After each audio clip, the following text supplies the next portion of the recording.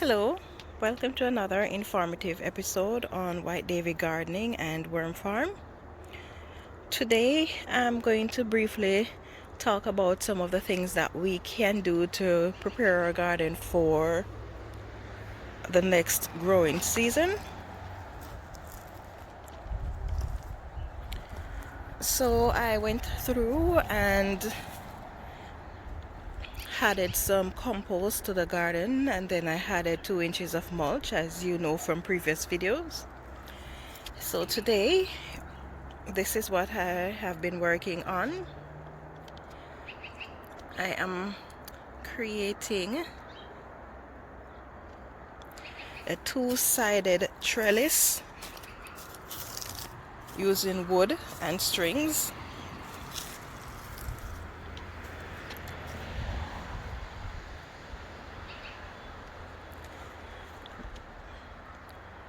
So this is one of the things that you can do. You can build your trellis now so that you don't have to do that in the spring. That will save you a bit of time when you are ready to do your planting in the spring. Now this trellis is built to hold heavy things like squash and melons. And one of the things that I'm doing, I'm also going through the garden and planning what I'm going to be planting where. And so for next year I've decided that I'm going to be using this chain link fence. I have 55 feet of it going all the way across, so that is going to be used to trellis things like my melon, cantaloupe, peas and beans and cucumbers, stuff like that.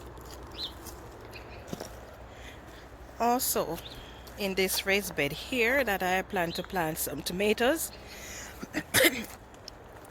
Now this year we had a serious problem with the temperature taking long to warm up for planting, so tomatoes did not have a very good start. And so what I did is I built a framing all the way around the raised bed there. That is going to allow me to be able to put plastic over it in case excuse me, that is going to allow me to put a plastic over it in case the weather is not warm enough, and that will help to trap some of the heat in there. In addition to building this case or this framing around, I went and put some boards in the middle here and then the trellis or the stakes that I'm going to be using to stake my tomatoes, I put them in place.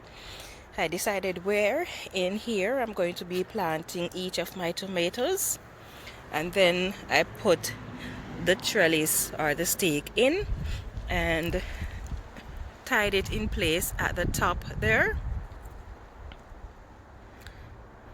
So next year it will be so much easier for me. I just come in, I plant the tomatoes, and I move on. Now I'm going to be interplanting in here tomatoes. I'm going to have 8 tomatoes. I'm going to have marigold and carrots in here. And the marigold is to protect the plants from the tomatoes from pests. So that is the plan that I have for this raised bed here. So again, that is another method that you can use to save time. So anything at all that you can think of that is going to allow you to save time when you're ready to do your gardening next year, you can do that from now. I'm just going to take you over here. Okay, so in this bed here I had a melon growing last year, and so I started the framing, but I did not finish it, so I just went through just now and attach these strings to it to help support the melon.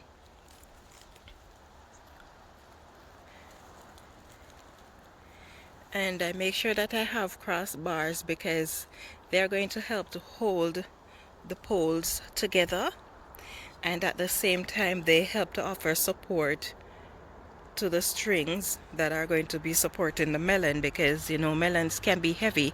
I can also use this to trellis cucumber, so that depends on what it is that I'm going to be planting here. So it's either going to be cucumbers or melon.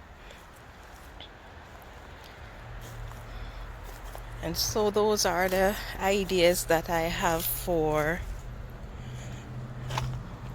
one of the ideas that I have for preparing my garden for next year.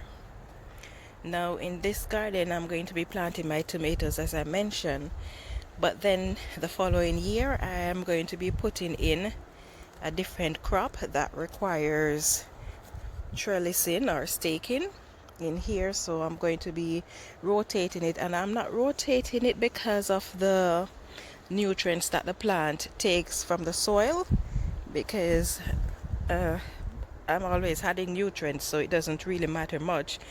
But I'm going to be rotating it for one specific reason, and that is because of pests.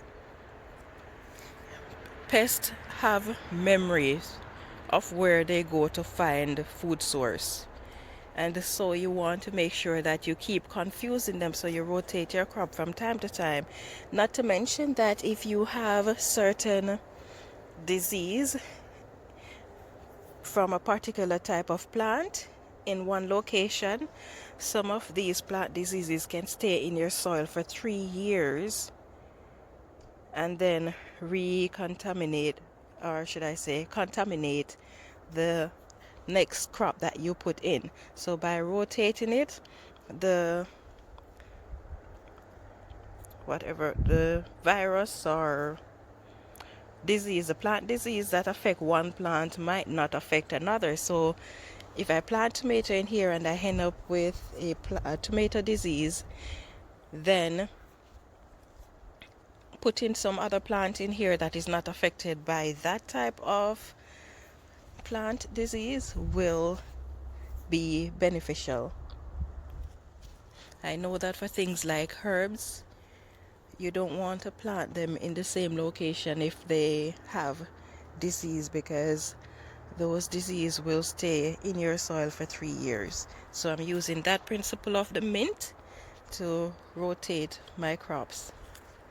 Okay, so this is the idea that I have of how you can prepare your garden for the following growing season.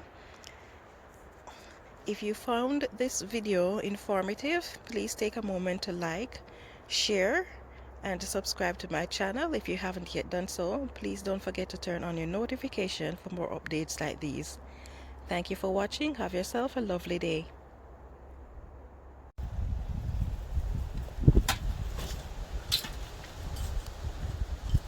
And now it's time to plant or transplant the kale, the Nero kale. I think I might have to go and mix some more potting soil. So I'll be right back.